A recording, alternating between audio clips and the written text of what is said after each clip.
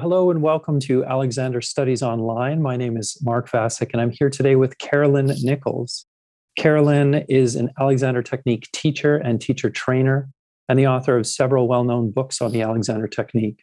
She's also consultant to the back pain trials run by the Primary Care Research Within Medicine at the University of Southampton, which I believe relates to the research we'll be talking about today. Now, I'm sure I've only covered a very small part of all the work you do, Carolyn, but welcome and thank you for being here. Thank you. Now, today, Carolyn has graciously agreed to chat with us about a fascinating new publication on the Alexander Technique called Findings from the Development and Implementation of a Novel Course consisting of both group and individual Alexander Technique lessons for low back pain. Now, this research was published in 2021 in the British Medical Journal.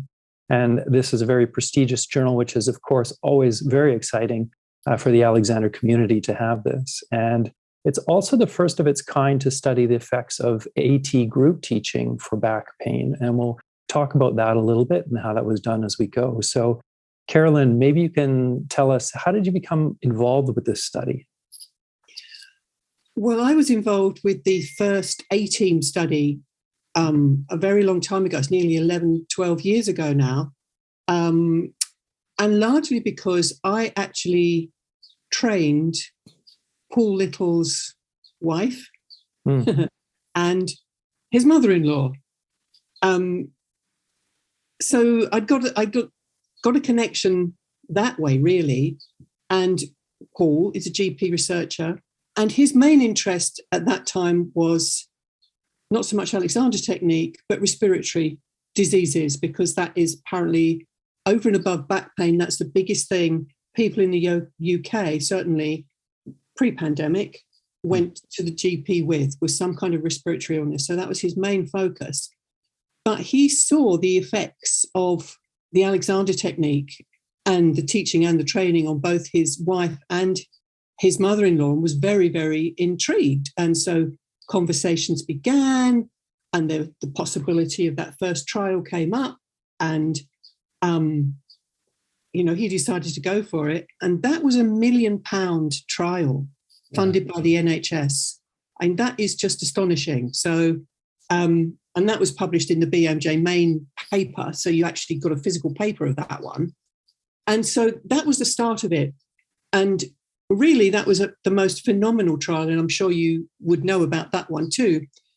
The thing about all these trials is it doesn't matter how wonderful they are. Certainly the NHS in the UK wants things to be duplicated just in case in some mysterious way something's been missed and it's not something that you can rely on. So since then, there have been several smaller studies. I mean, that first big trial was over 500 participants. That's a big number. Yeah. These smaller trials have been much smaller numbers, but of course, funding has been more difficult to get. So it did make the whole business of running a trial quite difficult. So this latest one is the maturing of these trials, really, and getting them towards a point where it is hoped that the NHS would adopt them as a method of helping people with not just low back pain, but now also what's defined in the UK as musculoskeletal pain. Now that is where we're at right now, and that's the pilot that's hoping to take off soon. Musculoskeletal pain being defined as either neck pain, hip pain, or knee pain. And they obviously do understand that that is usually associated with low back pain. But this one isn't focusing specifically on low back pain. The one that the BMJ Open is reporting on was specifically low back pain. Yeah, maybe you can tell us a little bit about your role in the study. What exactly kind of were you helping with or leading them with? Lots of things, really. First of all, when it comes to having something that has to be condensed into a package that might possibly be taken on, it has to pass so many things. There's ethics, there's all kinds of criteria that it has to match up to. The way that the trial's put together, the way it's recruited, the way it's measured, all of that has to fit into an ethical standard. My role was really to gather together teachers who would be willing and able to teach on this kind of a course and to write a curriculum for them. And that was the biggest thing, because bearing in mind, in a sense, how small the intervention is in terms of what people are coming forward with, 10 sessions, 6 of which are group sessions, isn't a lot. It's not a lot.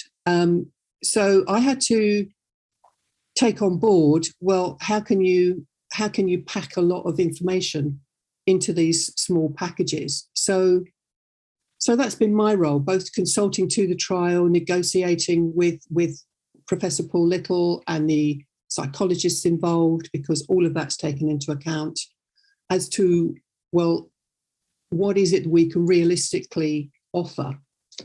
I think one of the interesting things is for years, I have been involved in these trials for years now, I've been saying over and over and over again, the participants that actually do practice semi-supine, as we ask them to, do better than those that don't or won't.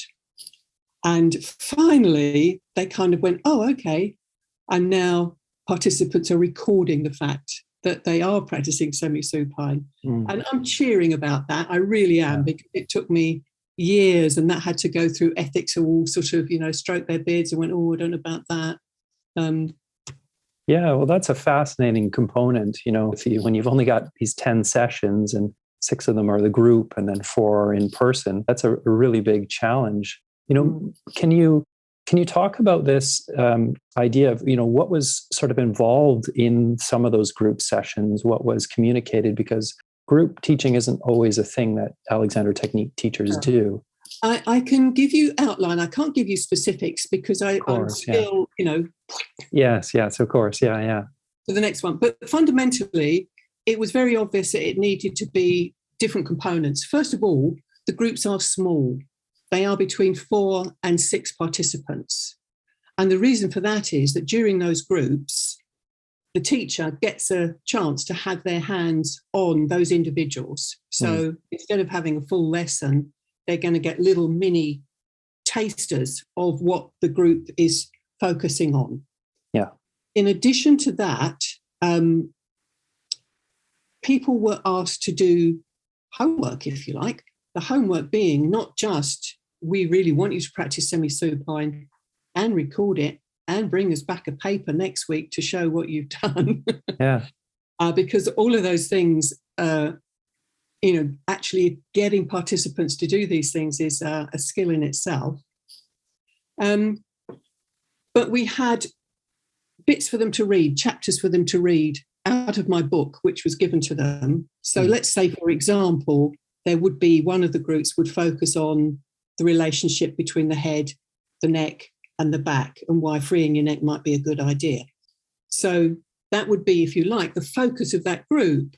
So the teacher might do some demonstrations around that. So they would demonstrate with one person whilst talking to the other people. So that takes quite a skilled teacher, to be honest, because, not every Alexander teacher is going to feel comfortable to do that, because you've got to be present with the person you're working on and the group, no matter how small, that's watching.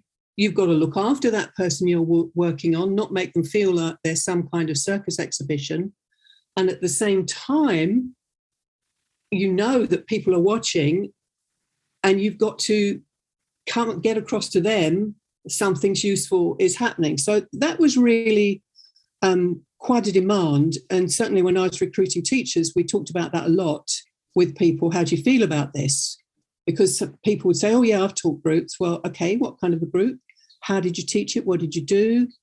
And very, very few people would do much more than perhaps a semi-supine demonstration where everyone's lying on the floor and you can do a talk through. But this particular skill was really a vital part of it. And so if, say, in the session of that group, there were 3 points that were made, they would choose different people to demonstrate those points, so that, again, you as a participant in that group, you got some hands-on work that was relevant to what the group was up to. Then when you went home, you read about it, and I made some MP3 talk-throughs, which drove me potty making them, really. I'm not a recording artist. I'm not a real tech wizard, but I made I've made, for example, little talks that encapsulate that learning for that week, quite short, 5 minutes, no more. I made semi-supine talks for them that were relevant to the point that they were at in the trial. So it's quite dense, multi-layered. Yeah. So, when you think group lessons, we're doing a lot in that group. Yeah. This is wonderful. It sounds very, very rich in its learning, and sort of learning in groups to support private work and practice on their own. And it also sounds quite iterative throughout the process, kind of adapting and changing to work with the people. Is there anything in particular, either for students or for teachers, that you see being particularly helpful if they were going to do some combination of groups or group/individual work? Well, obviously, at some point, the curriculum can go into the public domain, but that won't be for a long time. But I think just if you as an individual are thinking, I'm going to run a group, then you might think, well, how about I make a component of that group that I really want these participants just to have one lesson with me beforehand? Because that really changes the dynamic hugely. And that you also think, okay, maybe there are more aspects to this group that I could bring in, such as, why not yourself make a little MP3 takeaway, or you give them a takeaway sheet, we did semi-supine and you're going to do semi-supine, and this is my ideas about semi-supine, so that you offer a rich content. It does require a lot of preparation, actually, but I think it's worth it. I ran groups. The first groups that I ran was way, way back when I lived in London. I now live in Brighton on the south coast. And I was a tutor for a very vibrant adult education consortium that covered the whole of inner London. And they knew I was an Alexander teacher. And they said, do you think you could bring the Alexander technique in to these adult education classes? And I thought, wow, I don't think so, because at that point, that was completely unheard of. And they said, we're really interested. And so I thought, okay, give it a try. And I did a group of 6 sessions. And because, again, adult education at that time had its numbers game that you had to play with, I got 32 people in a gym. 32 people in a gym with incredible acoustics. So if they're lying on the floor, you've practically got to lie on the floor so you can talk to them, because they won't hear you otherwise. And it was hysterical, but it actually was very interesting to see the interest, how much people really wanted to learn and understand, and in fact, how much people did get out of it, despite what you thought they wouldn't. So that was kind of my first introduction to groups, and groups in an adult education setting. So, I've learned from that experience, plus, of course, having been training people for a considerable number of years, although that is very different because they're coming every day and they're coming for a long period of time. So it's a different story, but nevertheless, it's a group. Sometimes when people want to rationalize their doing a group, they say, well, we're all trained in groups, but no other group's going to come to you for 3 years, are they? Well, yeah, this is a fascinating point, that it's different than training. And the way you just described that first encounter with group teaching, which I can't even imagine being in a gym with that many people all of a sudden, especially when nobody had, kind of been doing that thing. It's really interesting to think that your own perceptions and experience kind of were changed throughout that process. And it seemed like in the study that was sort of what happened with some of the AT teachers. I love this. The study almost sat in between the perceptions and experiences of the students, the participants, and then the perceptions and experiences of the AT teachers, who weren't always agreeable with doing group teaching or actually a combination of the two. Maybe you can talk about that a little bit. Did they know that they were going to do a combination of the two beforehand? Were they just talking about group teaching? Because some were a bit worried or concerned that it would sort of water down the technique. Yeah, well, one of the things is that the teachers that would be referred to in this paper would have been peer group sampling, because you always have to do peer group sampling for any kind of study of this nature. So not necessarily teachers who are actually going to take part, but teachers who've had a certain number of years of experience, and so the study gets in touch with them and say, this is what we're thinking about, what do you think? And that's really part of how you build up your rationale for how you're going to do your study. And again, I would say it's useful to realise that this was pre-COVID, when people didn't have to teach on Zoom and didn't have to, whereas we've all spent, 2 years hunkered down in our little hovels and talking to each other through Zoom. And so lots of experience post this paper, I think, will have changed some teachers' perceptions. I mean, I personally feel I want to teach with my hands.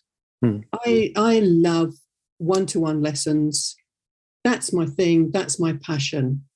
But I also am very aware that that can be a little exclusive.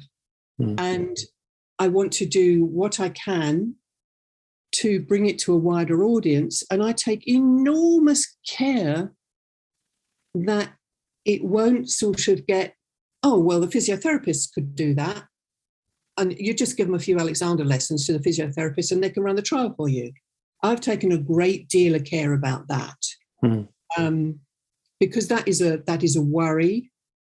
I really don't feel that it would, and I've made it very clear that I would never want to run a trial like this for this kind of an audience purely through Zoom or just read about it. Just read this book and you'll be fine, because I don't believe that. I mean, maybe in a few decades that will be the case. But I guess that's where I'm sitting with it, really. I suppose the other thing to mention why I'm part of the trial is I'm sure if you did your research, you'll know that I have a master's degree in Alexander Technique teacher training. And that was fundamentally a self-reflective study at master's level. And my speciality was analysing how do you develop this skill of using your hands as an Alexander Technique teacher. And delving back into my own learning process was enormously helpful, as it always is. Reflective practice is a great thing. I mean, Alexander's use of the self is basically a fine example of reflective practice, isn't it? Yes. Writing about it 40 years after you've done it, well, that's reflective practice, that is. Yes. Yeah, absolutely. This idea of creating more access to the Alexander Technique is, I think, something that's quite universally shared across our communities. We love our work so much and we think, how can we get this out to more people?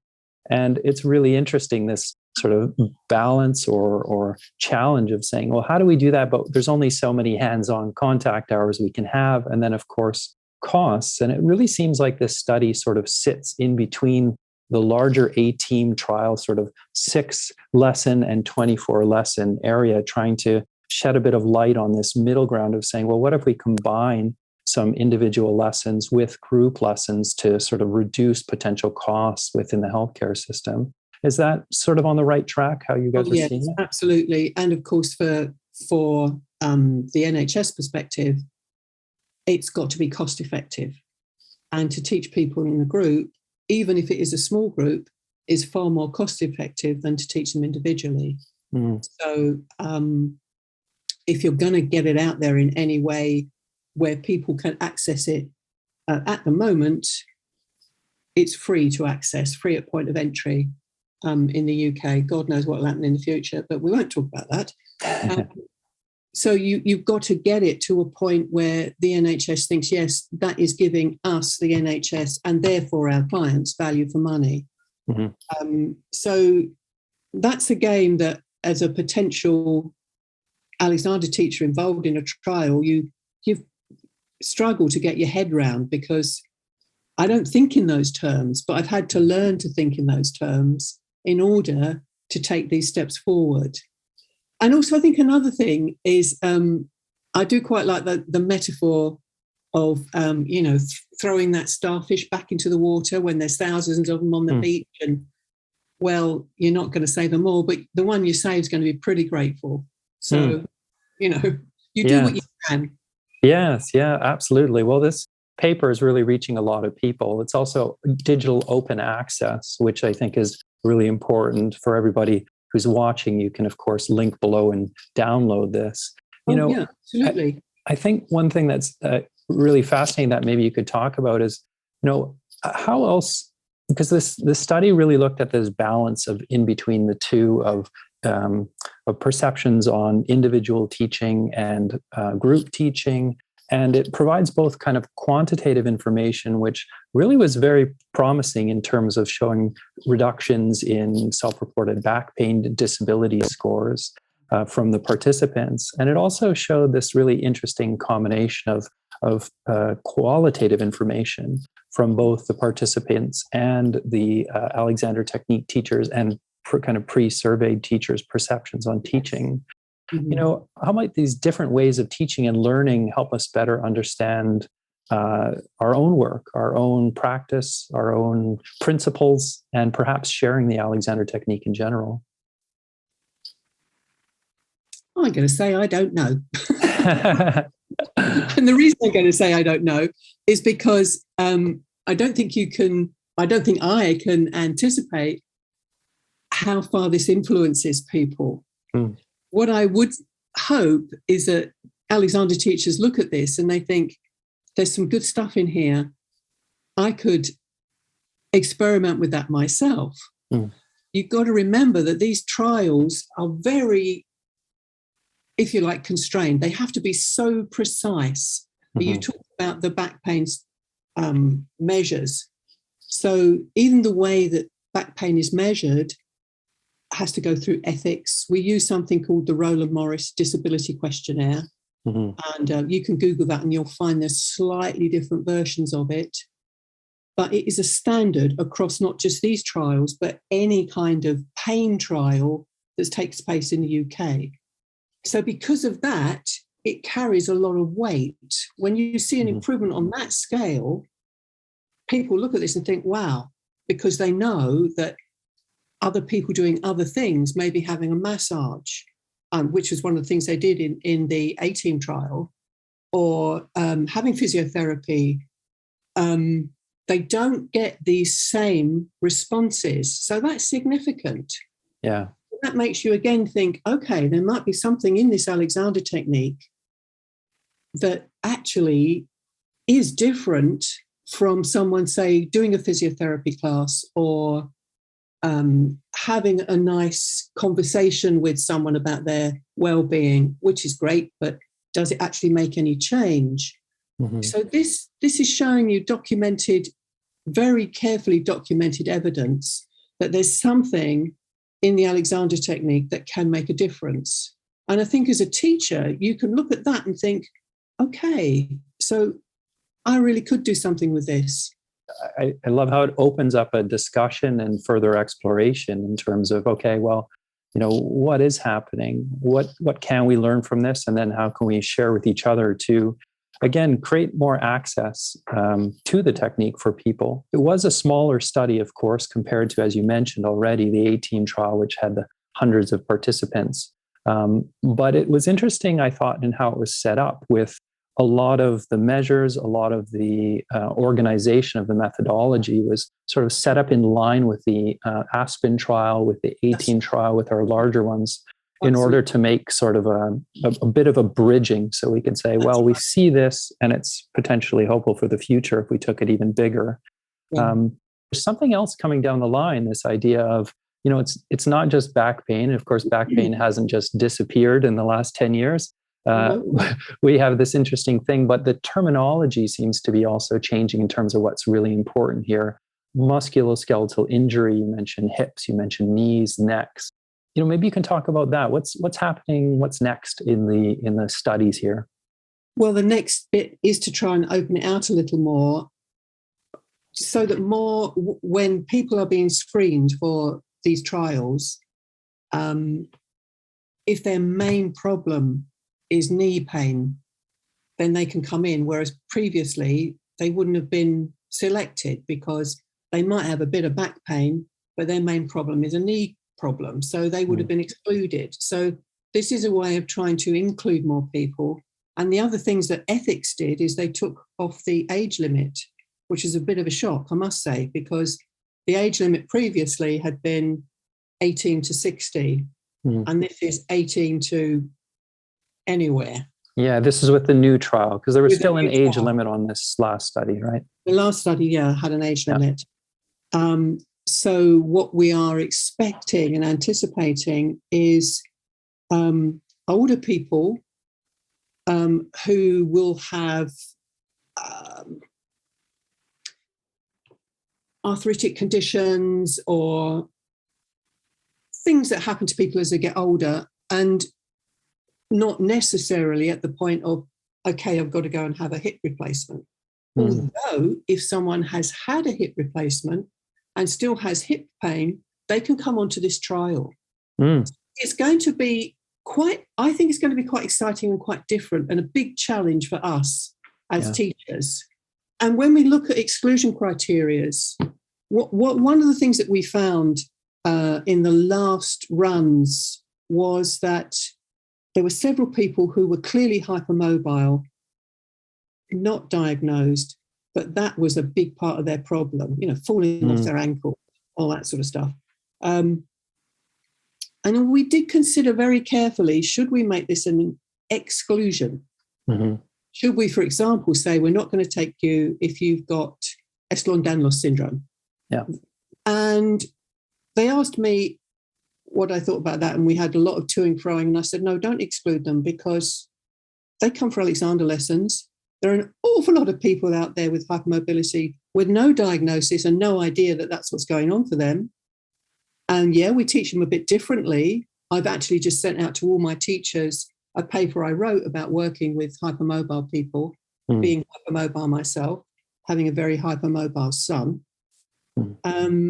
So that's going to be quite interesting, because it's going to really reflect and acknowledge the kind of things that people are coming to us with.